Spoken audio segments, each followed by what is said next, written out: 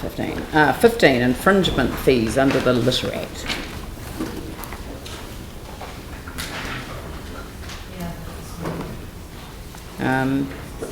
Does anyone feel compelled to move this motion? Tim will, seconded Paul. Any questions?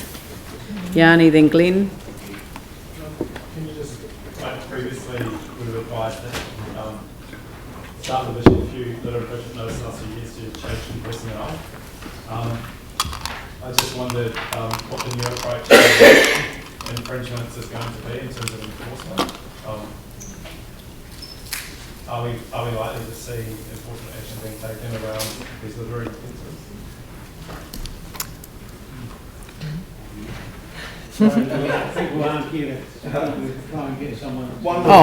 Yeah. Okay, so It would be around the same approach that they take to enforcement of one component of compliance strategy. So they'll still warn when necessary and issue an infringement when it's continuing to report non-compliance. So I wouldn't expect to see dramatic increases in infringement notices being issued, but it's just another tool in the toolbox for getting encouraging compliance. And just there's a lot of like non-organic matter being just dumped on the streets, and also it's quite hard to infringe to give people infringement notices if you can't see them. Do we have a proactive way of actually cleaning those things up as well? Cleaning out. Yeah. I think it's actually, we've been notified that it's actually happened. So generally what happens is there's someone's stuff done, and it's managed through the roading maintenance contract, as opposed to good compliance. So as soon as we're aware of it, it's very good.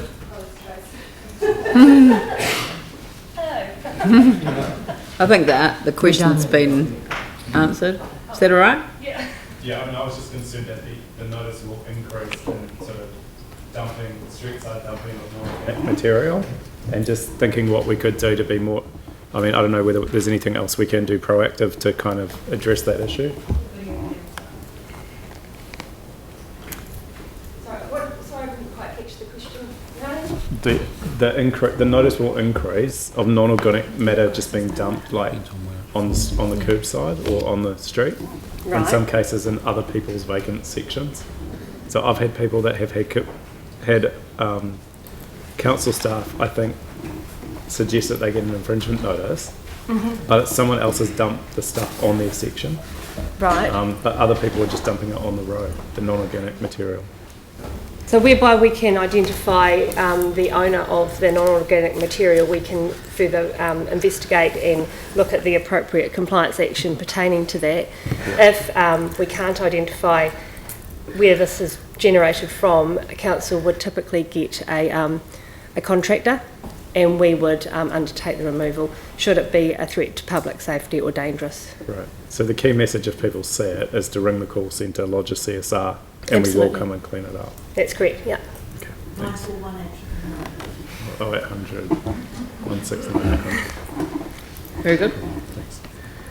All right. I just had one. Yes, Glenn. Yes. Sorry, I forgot. Thank you. That's all right. Have we got clarity with Lynn's over dumping in the red zone? Because the roads, footpaths might be our assets, but the dumping may or may not be there. I mean, it is a bit of an issue. Off the top of my head, I'd say I don't personally have clarity, but I can look into that for you and get back to you if you like. Yeah. And whether we might look at a special rate for dumping them. I'm not usually a big fan of a punitive approach, but if we're going to, just Well, with if the they're not prevalence. putting it on their own land, you can't really charge them a special rate. But No. it's not really littering. When you take a whole bunch of rubbish into the red zone and dump it, that's not littering. So what other tools do we have in the toolbox to deal with that? So there are other, I think it's a local government act. It's around dumping on private property. So there's a difference between public property and private property dumping to start off with. So the littering act would only apply in a public situation.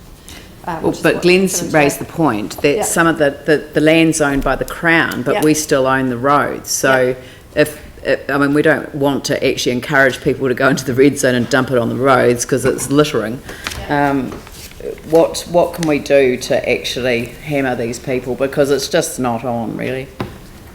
I think we'd need, I don't know if there's anything being done in that space, but in the past when I was sitting in the unit manager role, there was quite a good program of work going on between Sarah and ourselves around managing and understanding what was being done, because of course they were having to deal with dumping on the Sarah land, and we were having to deal with dumping on the public space as well. So, it's not an easy issue to do. You generally find that the dumping happens at night.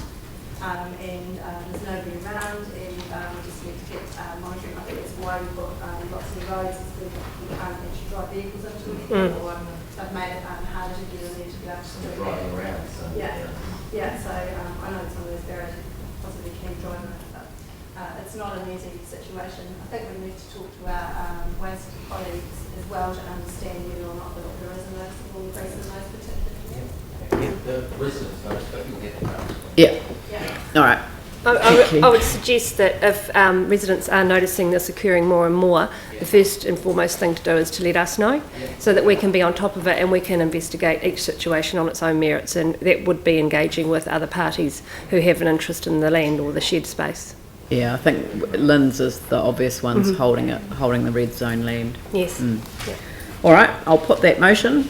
All those in favour say aye. Those opposed say no. That's carried.